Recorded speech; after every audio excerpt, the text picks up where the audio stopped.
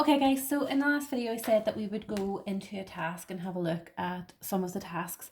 Before I do that, I wanted to show you this book. It actually works quite well in conjunction with your CCEA workbook that you've maybe purchased off Amazon. This one is my revision notes, English language. So it takes you through some of the tasks that you may be asked in the exam and gives you example answers as well. The workbook is mainly for getting you thinking, getting you to prepare for an exam, looking at those foundation skills, those basic skills, and some warm-up activities to get you thinking about spelling, punctuation and grammar as well. So it's a good one if you need to revise over things like language features, things like structure, spelling, punctuation and grammar. This one here is more specific to the actual exam layout. So I'll just show you very quickly what we have here. So it's talking about planning your response, gives you an idea that you will have 55 minutes to complete section A, all of that information, a little bit of planning work around answering a question, testing yourself, openings and endings, which is something that we have looked at. We have looked at most of the things, so we are ready to start into an exam question. This is giving you an example of an answer. So it's talking about mobile phones and looking at two introductions given by two students, student A and student B. The task is to rewrite both introductions. At the end of the day, guys, openings and endings are really, really important. They are your first and last impression of yourself to the examiner. So first impressions are really, really important. You need to hook that examiner in. The language must be dramatic. It must be over the top. It must be exciting and entertaining as well. So this workbook takes you through some ideas for openings and endings. Wanted to just show you the mark scheme. So obviously we're not aiming for level 1 or level 2 where it's showing some or limited awareness of the actual task itself. We are aiming for at least a level 3-4. This is where we're coming into the C grade. Level 4 is showing a confident awareness of audience purpose. Your ideas are developed in a way that is increasingly convincing and compelling. Confident recognition of form. Successfully uses a variety of language techniques throughout the response with structural features used to enhance meaning and or engagement. So this is where your structure is important. You must be able to identify your purpose, audience and format and follow them accordingly. You must develop your ideas throughout your response. It cannot just be a case of repetition. It must be a development of your response throughout. You're using your connectives to connect each paragraph. You're using various forms of language features, so that it's not just the same limited language features used throughout. Bring in your statistics, bring in your facts, bring in your quotes from other sources, use your rhetorical questioning, use your empathetic language as well, your emotive language there throughout as well. And your conclusion, a lot of people choose to end their piece of writing with a cliffhanger. We don't do that in our section A question, our first question of purpose and audience. We don't use a cliffhanger. We might use a rhetorical question to end or emotive language to end something thought-provoking in your conclusion. Okay, so response then. We are going to imagine we are writing a speech for our classmates, persuading them to agree with your views on the following issue. Young people today are too worried about their body image. So let's plan this out. Okay. So our body image is what we're going to consider. And body image today is a really, really relevant question to look at, a really relevant point to look at. Now that, yes, this was a question in one of the first papers of the new specification.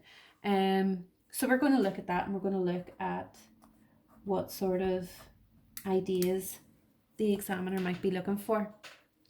So let's make an exciting opening. So that's our dramatic language.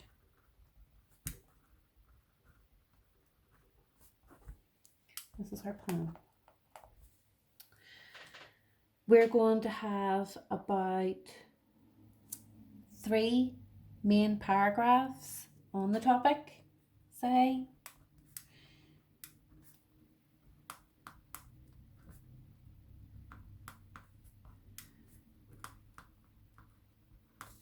Okay. We're going to have 1 counter argument.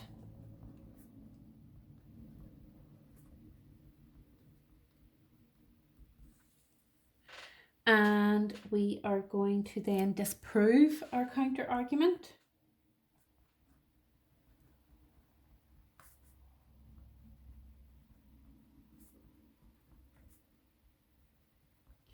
The reason why we bring in a counter argument is previously in the last specification, counter arguments or discursive type essays or speeches were for the higher tier. Now we're all sitting the exam, the same exam, and it is differentiated between our output, if you like, or our what we put into our responses, and the counter argument, because it was higher tier in the previous papers, that was for your C plus grades. So therefore, if we can add in that counter argument, then we're getting ourselves, hopefully, if we make a concise and accurate and well presented argument, we should be coming into those higher marks then.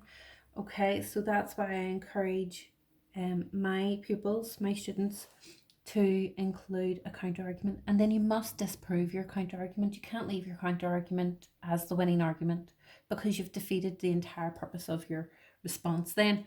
So after that is our conclusion, our last paragraph, okay, our ending paragraph, which also must be dramatic, impacting, hard-hitting, okay, thought-provoking. I'll add that in here too.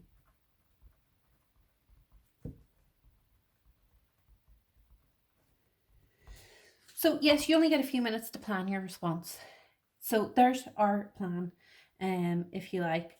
Again, what I encourage my pupils to do is just write down a few of the mnemonics to help keep them right. So you have your I am a forest creep as a prompt for language that you might want to bring in. Your KEX, which is your sentence format.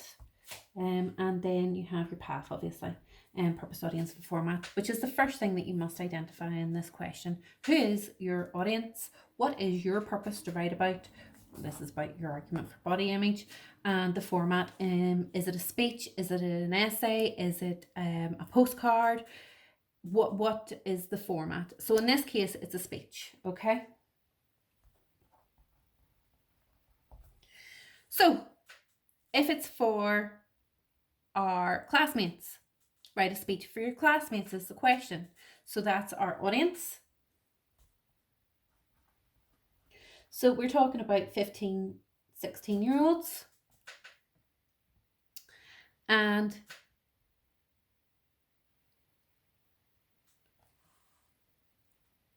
speech is our form, classmates is our audience, and body image is our purpose. So 15, 16-year-olds, obviously we need to be hitting them with facts, we need to be keeping it entertaining, we need to be keeping it exciting as well. We can't go in with just all facts and statistics, then it would become like a scientist's form. So how do we start it off? You can start it off fellow classmates, if you wish, or peers, fellow peers, or class of, or if you're 12C, for example, you could announce it like that. I prefer to go with fellow classmates rather than I would like to make a speech today. Okay, so we're going to start with fellow classmates. that in itself can be quite impacting in your audience when it is spoken out loud. Fellow classmates. Okay, you're drawing their attention to you. So let's think about the body image argument that we want to make. Body image today is a massive issue amongst our teens. We see a lot more celebrities and things like that going out and getting fillers, Botox, liposuction, implants, these types of things, because they want to look basically like their selfies on Snapchat. And it can be extremely damaging to young people growing up, not just girls, boys as well. We see these Ken doll lookalikes with their abs and their muscles and their perfect noses and perfect jaw lines and things like that. It's putting a lot of pressure on real people to look a certain way. So it is something that needs to be addressed. So I'm going to come from the point of view that it's unhealthy. Things are becoming unhealthy with the desire for a perfect body. Okay, so that's my viewpoint, and that's where I'm going to come from today. So, fellow classmates, let's paint the picture. Imagine a world where everybody had the perfect body.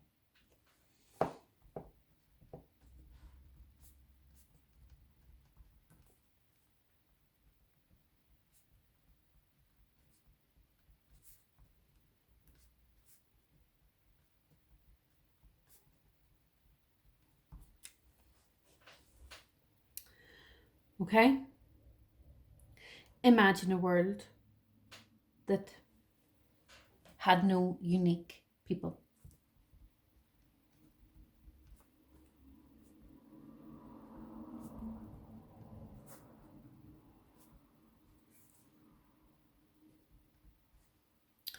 No unique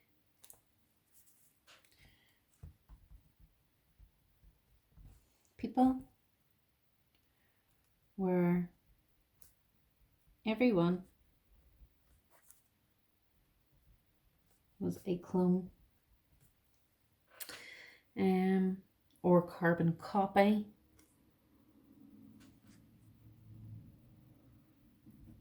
of the perfect body.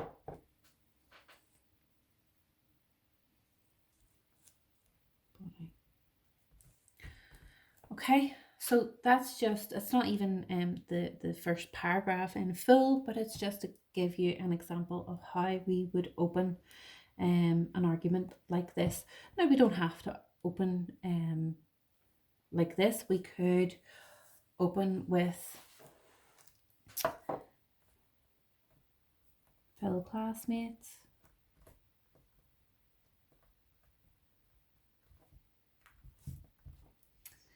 What would you do for the perfect body? Okay, what would you do for the perfect body? What lengths would you go to achieve the perfect body? And you could come at it in a really hard-hitting way. You could talk about the premature deaths of some young people who have gone to great lengths and great measures to look a certain way. A few years ago, we had a crisis on our hands within the tannin sector, where young people were dying from tannin injections, and they were literally injecting their bodies with a chemical in order to achieve a permanent tan. We also have had people who have died taking slimming tablets. We've had people who have died under the knife. We recently had a case of young people who wanted to get dental treatment and became very ill during the process of all of that. So, we could come at it from a really hard-hitting point of view. What would you do for the perfect body? What lengths would you go to for the perfect body? Would you be willing to sacrifice your life in order to achieve the perfect image. Okay, so that's just some ideas for planning around your opening for that question. In our next video, we will extend that out a little bit further, and I hope that has helped, and see you in the next video.